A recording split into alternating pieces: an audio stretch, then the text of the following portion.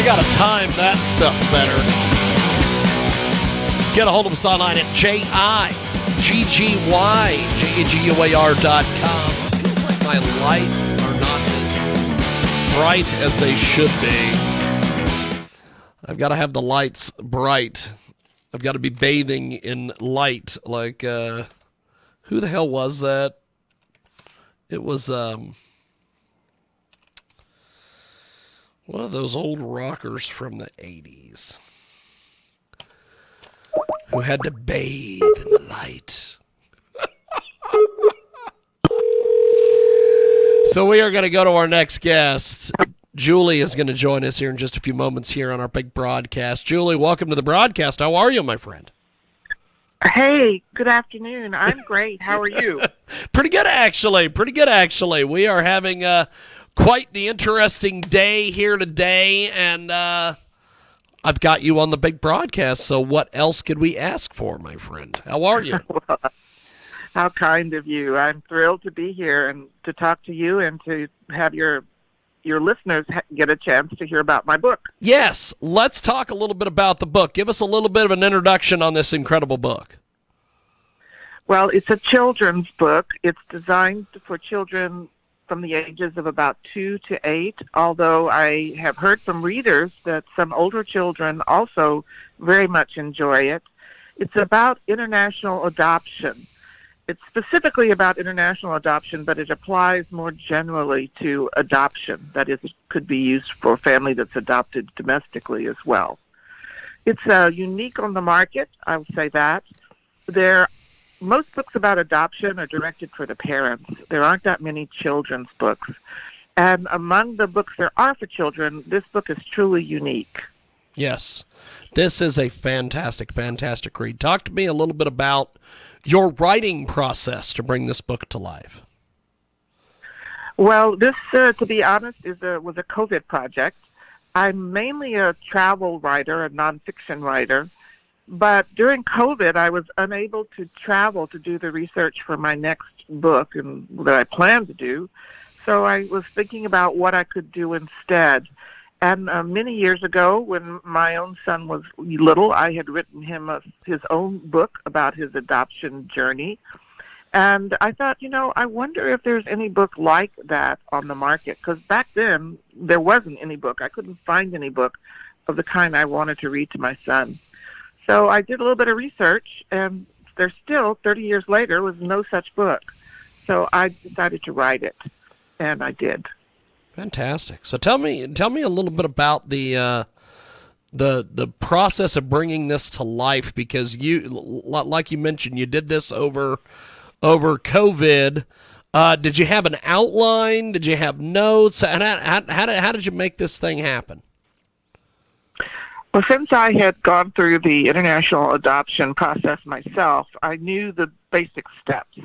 And again, there are a few books for children on adoption, but they're not based, usually they're based on animal characters, like a mama bear will adopt a goose, let's say. And usually they only focus on the adopting mother and the adopting child. And I wanted a much more expansive book that talked about the whole process, and it was based on human figures. So I knew the process, and I just wrote out a script, and then I had my critique group and other friends review it for me, and very helpfully, some of the comments that came back, just the choice of one word, for example, can impact some people in quite different ways. So I did revisions on the text, and actually the hardest part of the process was finding an illustrator, because, of course, for a children's book, the illustrations are so important.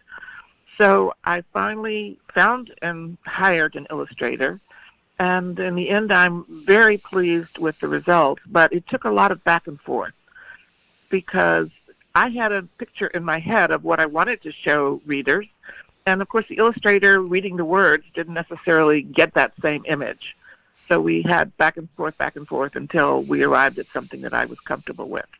And I think the illustrator did a fabulous job. Fantastic. That was going to be my next question. I was going to ask you about the illustrator. I think that is, I think the illustrations on this is fantastic. So What was your experience overseas in different countries regarding adoption like? Talk to us a little bit about this. Well, thanks to my previous career as a diplomat, I had the opportunity to live and work in 7 different countries for extended periods of time and on 9 different tours overseas. So I saw and looked at what was going on with adoption in various countries. And I want to preface by saying that my experiences are years in the past, so things can and probably have changed.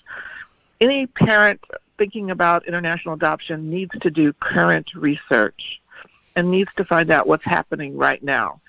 But at the time I served in Guatemala, which was back in the mid-'80s, situation for adoption was very, very bad.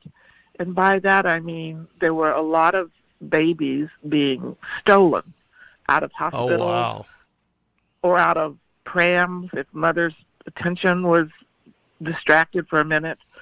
So there was an active traffic particularly in babies, for families overseas who wanted to adopt.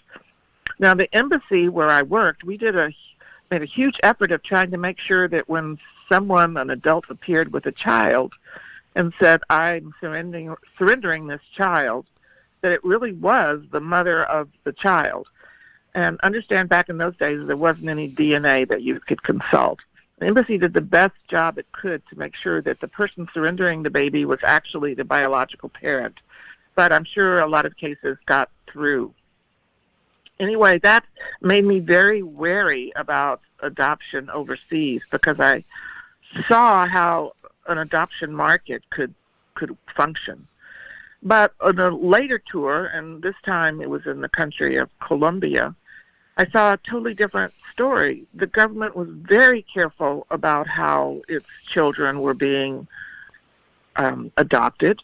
It took great measures to ensure that the children were safe, that these were babies or young children whose parents actually did want them to be adopted, and they were very meticulous in making sure that everything was done correctly. So in Colombia, I felt confident that I could adopt a child. The child was really a child that the parents wanted to give up for adoption, and that everything would be done correctly. So I adopted from Colombia. Fantastic. Fantastic. We have got a great guest with us today. Julie joins us here in our broadcast. The Baby with 3 Families, 2 Countries, and 1 Promise, which is a fantastic book. It's an international adoption story. And Julie joins us today here on the telephone talking a little bit about this incredible book. So why do you recommend that families consider an overseas adoption? Well, my own experience, at first, we were looking to adopt domestically, but it turned out that there were certain barriers. One, of course, is that it takes a very long time to do a U.S. adoption, and because of our jobs, we were going in and out of the United States all the time, and it would be hard to say we're going to be in the country for the next 2 years or 2.5 years, because like a military family, we're subject to being deployed at any time. Yeah. And the second factor for us was that they're very expensive. Adoptions in the United States can be very expensive. But the third and most important factor in our case was that by the time we had made the decision to adopt, my husband and I were in our 40s. And we were told that the guidelines in the United States, or that we came across at that time, were that you couldn't adopt a baby if you were in your 40s. Now, you could adopt an older child, but not a baby. And my husband was very sure that he wanted to have a baby. So we just put the idea of a domestic adoption aside. In fact, we thought probably we wouldn't be able to adopt. But when we got to Colombia and we, again, started asking about it, we were told that Colombians were happy for anybody to take one of their children out of the foster system, anyone who qualified, and that age wasn't a barrier. So we were able to adopt. It was not as expensive as a U.S. adoption. It didn't take nearly as long as a U.S. adoption, and we were able to get a baby. So for us, of course, it was less expensive because we were already living in Colombia. But even if you added the cost of a family from the United States having to travel to a foreign country, the overall cost would still be less than it would have cost to adopt in the United States. So what I'm suggesting is that if a family meets a roadblock in the United States, you do have an option, which is to look overseas and see if it's possible for you to adopt from overseas. Fantastic. It is a great guest with us today. She joins us live here on our big broadcast. And Julie, this book is fantastic. You put a lot of time and effort into the book. What do you want readers to take away from your writing of this great book? Well, my book, I tell people, it's not a Bible. It's a tool. And I want families to take my book and make it their book, their child's book. They can adapt things. They're reading to children who are, by and large, pre-reading. So they can take the names in the book and change them to their own names. They can change the name of the family dog. They can change the dog to a cat. They can change the country from which the child comes to be the country from which their child is adopted. Or if it's not an international adoption, they can just leave that whole part out. But the point is that the book is a tool for families to start a discussion with their child about adoption. And it addresses one issue that most books for children don't address, which is the big elephant in the room, which is children want to know, why didn't my mommy want me? And it tries to address that question in a child-friendly way so that children get a better understanding of why their biological mother, who could totally love them, but still decides the best thing for their child out of love was to put them up for adoption. That is fantastic. It is a great, great guest with us today. Julie joins us live here on our big broadcast. And like I said, this book is phenomenal. What's been the feedback that you've gotten on the book so far? The feedback has all been positive. People like it. They like the fact that it is unique in the market. There's nothing else like it. They like the fact that I tell them they can feel free to modify the book to make it their own. And I think they like the fact that it makes people aware of things they're not necessarily aware of. And my title says part of it. An adopted child has at least 3 families and maybe more, because, of course, we all understand the biological family and the adopting family, but adopted children pass through a foster family or maybe several foster families. So they have at least 3 families. And, of course, they qualify for being the nationality of 2 different countries, their own country and then nationalization in the United States. So they can freely choose an adult which nationality they want to identify with. And then in my case, the third thing is the one promise. I really feel quite strongly that adopted children need to be given the chance to learn about their home country and their home culture. So the one promise that I made to my son, and that I hope other international adopting families will make to their children, is to offer them the opportunity to get to know their home country and their home culture. So That's people awesome. like that I'm very cognizant of the fact that this child has a dual culture. That's fantastic. That is amazing. We have got a great guest with us today. Julie joins us here on our big program. And as we wrap up here with Julie, what is next for you as an author? Well, now that I can travel again, I'm going back to my roots, which I would call travel writing. I have written one book on something called the Camino de Santiago, which is a pilgrimage route in Spain.